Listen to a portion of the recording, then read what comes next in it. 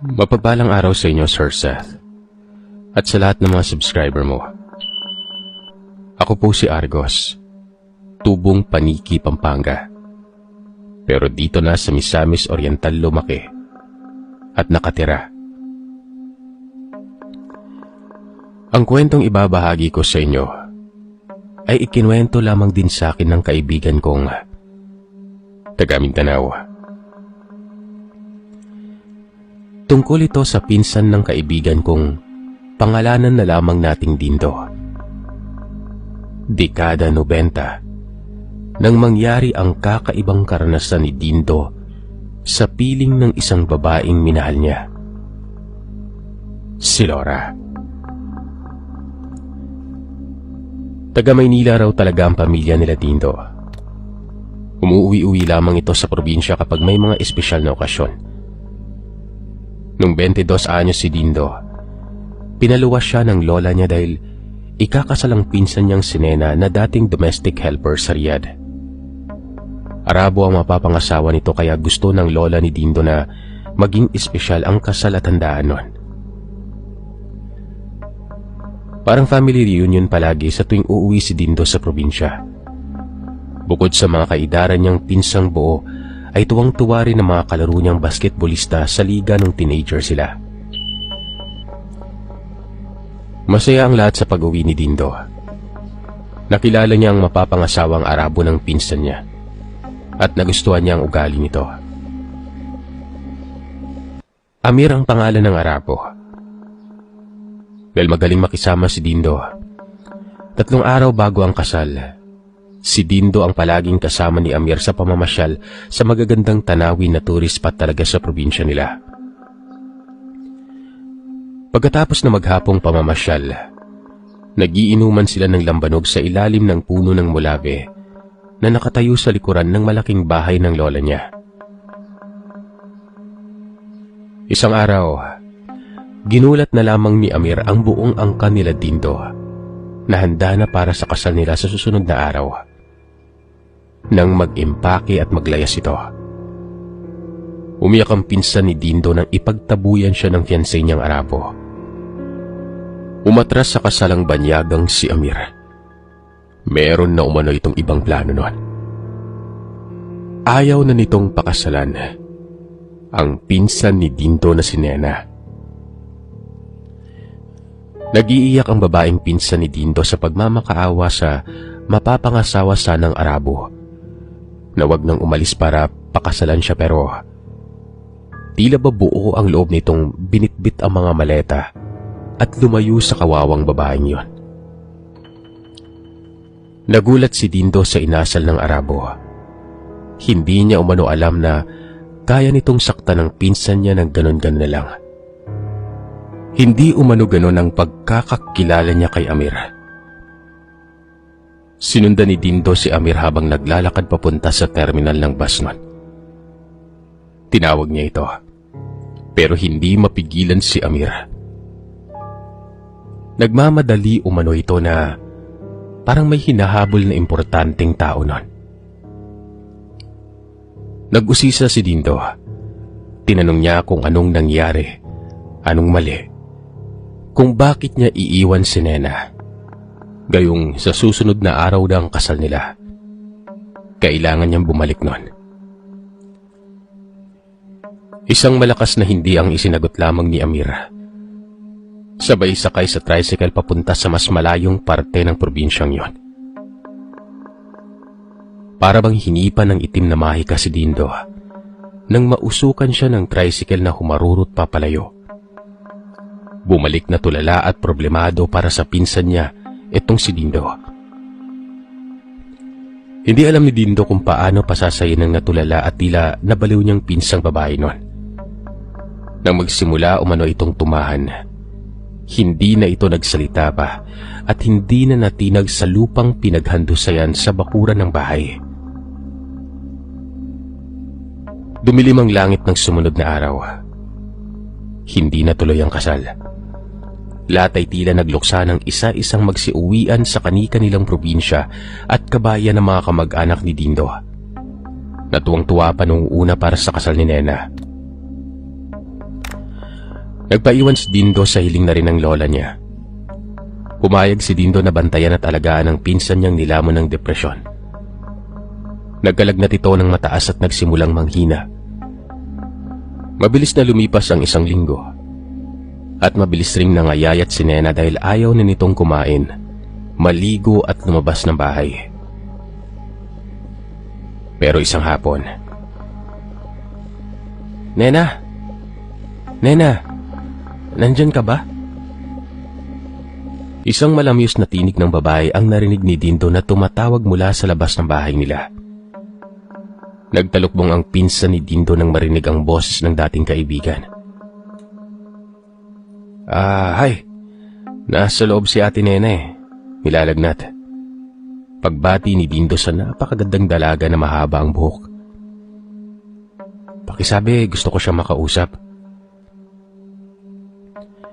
Niyaya ni Dindo si Nena na bumangon pero ayaw nitong makipag-usap o makita ng kahit sino. Napilitan si Dindo na humarap sa kaibigang dumalaw nun. Natutulog na si Ate Nena eh. Sasabihin ko na lang na bumisita ka, miss. Noong mga panahon na yun medyo may kislap na sa mga mata ni Dindo habang hinihintay na ibigay ng babae ang pangalan nito. Laura. Siya umano si Laura. Matalik na magkaibigan sila ni Nena nung nasa high school pa lamang sila. Palagi umano sila magkasama bago siya lumipad sa Riyadh para magtrabaho nun. Hi Laura, ako nga pala si Dindo. Pinsan ako ni Ate Nena. Masaya ako makilala ka. Nag-alok si Dindo kay Laura na ihatid sa bahay nito pero humindi si Laura. Mapapagod lamang at baka gabihin pa sa daan si Dindo nun. Dahil isip pa si Dindo. Tama ang hinala niya. Nasa loob siya ng bahay ng kuta ng mga aswang. At gustuhin niya mang humabol sa tila nababaliw na Arabong si Amir. Hindi niya magawa. Dahil bali ang buto niya sa bewang. Hinabol ng mga nilalang na ito si Amir pero mabilis umano itong nakatakbo papalayo. Hindi na nakita pa sa dilim ni Dindo ang nilokong Arabo. Siya ba ang dapat pakakasalan ni Nena? Tanong ni Laura kay Dindo. Tumango lamang noon si Dindo. Bigla umanong nagsalita si Laura kay Dindo na bata pa lamang umano siya. Alam niya na umano kung ano ang lahi niya. Ipinaliwanag umano sa kanya ng nanang niya kung anong uri sila ng nilalang. Hindi sila tao. Hindi katulad nila Dindo, Nena at lola niya. Kakaiba siya. Wala siyang naging kalaro at kaibigan nung kabataan, maliban kay Nena. Nakilala niya umano si Nena sa sementeryong nadaanan nila. 8 anyos umano siya nang pagtangkaan siyang pagsamantalahan ng isang magsasakang lasinggero. Iyak siya ng iyak sa takot nang biglang lumabas ang mga matatalas niyang pangil at nakagat niya sa lalamunan ang lalaking nang asulto sa kanya. Bumagsak sa lupa ang lalaking yon. Natulala si Laura. Bukod sa kanya, meron umanong kasing edad niya na batang babae na nakasaksi sa nangyari nun. Yun ay walang iba kundi si Nena. Pero kahit ganun pa man ay hindi umano siya nilayuan ni Nena. Hindi siya natakot. Lumapit pa ito sa kanya at tinanong kung nasaktan ba ito. Umiyak si Laura nang maramdaman na may malaking tipak ng karneng nakasubo sa kanya. Pinaluwa sa kanya ni Nena ang sariwang laman. Niluwa niya naman umano, kahit nagustuhan niya ang lasa nun at pakiramdam sa loob ng bibig niya. Hinatid siya ni Nena sa bahay na yon. Napagalitan siya ng kanyang nanang kung bakit daw siya lumalayo nun. Tinawag pa siyang malandi sa batang edad pero nung subukan niyang mga tuwiran ay tinampal siya ng tatang niya. Nalaglag siya umano sa hukay nun. Ang tatang niya umano ang naghukay ng mga malalalim na patibong. patibong nila sa mga tao para meron umano silang makain. Hindi umano natakot si Nena sa tatang niya. Ultimong si Nena umano ang naglabas kay Laura sa hukay. Kaya magmula noon ay naging magkaibigan sila. Pinilit ni Nena na mag-aral si Laura. Sumama sa kanya si Laura kahit na tumatakas lamang ito mula dito sa kuta na kung tawagin ni Laura ay kutang impyerno ng bangkilan. Lumuluha pa umano si Laura nang masabi niya yung salitang yon. Dagdag pa ni Laura, isa siyang bangkilan. Mula sa kanononoan niya hanggang sa kanya, nananalaytay ang dugong itim ng sinumpang lahi niya. Nung high school siya ay maraming nagkakagusto sa kanyang kalalakihan. Pero si Nena na ang nagsabi na huwag silang patulan dahil baka mapahamak sila. Dito ay napatanong si Dindo kung bakit niya inahas si Amir na mapapangasawa mismo ng kaibigan niya. Ayon kay Laura, hindi niya umano kailanman nagustuhan si Amir. Ginamit niya umano ang kanyang abilidad para gantihan ito sa panloloko niya sa kaibigan niya. Hindi makapaniwala sa narinig niya si Dindo. Paanong naging manloloko si Amir? Paano niya niloko si Nena? Nagpatuloy sa pagpapaliwanag ang bangkilan. Ilang bangkilan na umano ang niligawan nito at ginamit. Nasa 3, 5, lahat ay gustong asawahin ni Amir. Kahit na matagal na siyang nakatakdang ikasal kay Nena. Nang magsumbong umano sa kanya ang kapwa niya bangkilan noon, sinabihan niya mga ito na huwag paslangin ng Arabo dahil nga ikakasal ito kay Nena. Kaya naman ang ginawa ni Laura, siya na mismo ang bumihag kay Amir.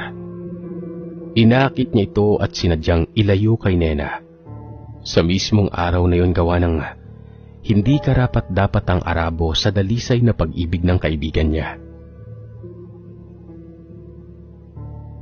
Iniwanan ni Laura si Dindo at matagal na lumipas ang bawat sandali. Hindi nagtagal, nawalan ng malay si Dindo. Nagising na lamang siya nang turukan siya ng dextro sa may emergency room. Nakita niyang nakatayo sa tabi ng kama niya ang pinsang si Nena nun. Nagro-rosaryo naman ang lola niya habang nakaupo sa tabi niya. Nagsipagdatingan ng mga nurse at doktor at pinayuhan si Dindo na magpagamot ng bali sa bewang sa Manila. Pero bago siya ilipad ng mga kapamilya niya, pabalik sa Manila noon, kinausap niya muna ng masinsinan ang pinsan niyang si Nena. Nasaan si Laura? Si Laura ang nagatid sa'yo dito sa ospital, Dindo. Totoo bang isa siyang bangkilan? Oo, isang bangkilan si Laura. Kaya madali kang nagkagusto sa kanya. Mataas na uri ng aswang ang mga bangkilan. Pinaniniwalaang sila ay mula sa hanay ng mga kadatuan. Hindi sila basta-basta ordinaryong halimo ng dilim, Dindo.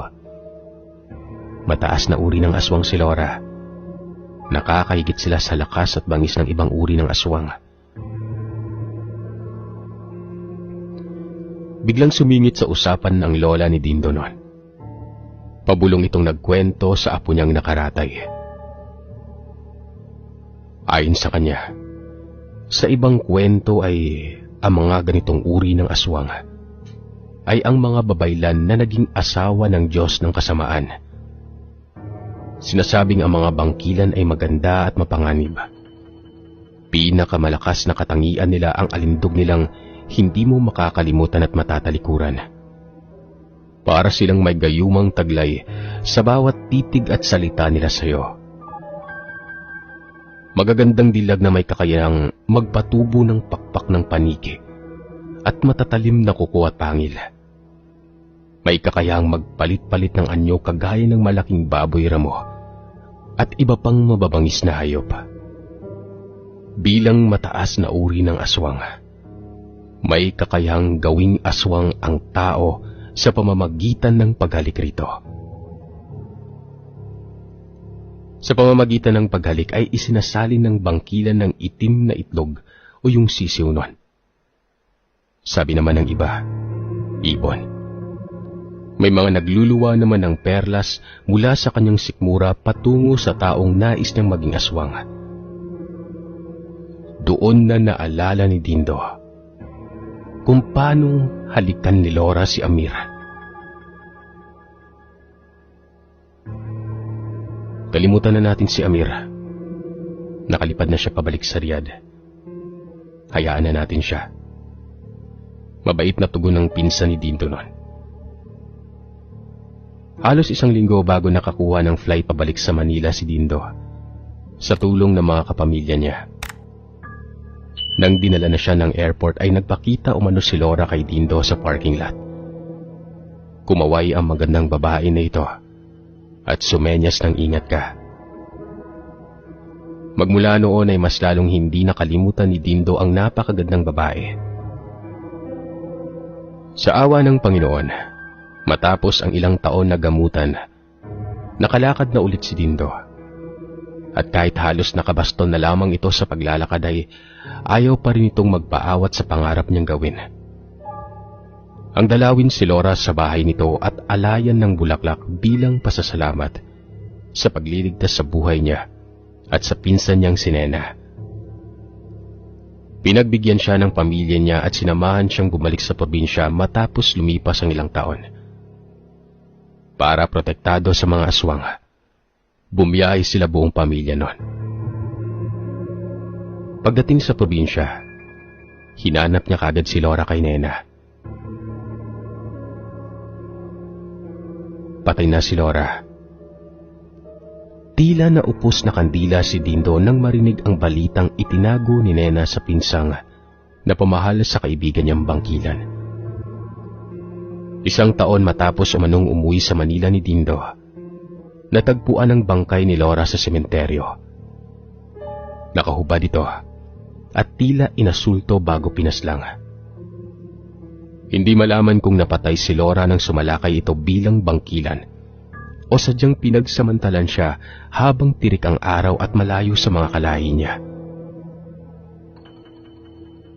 Magmula noon, hindi na ulit nagmahal pa si Dindo. Ginawa niyang panata na ipagdasal ang babaeng pinakamamahal niya. Kahit na isa pa itong aswang.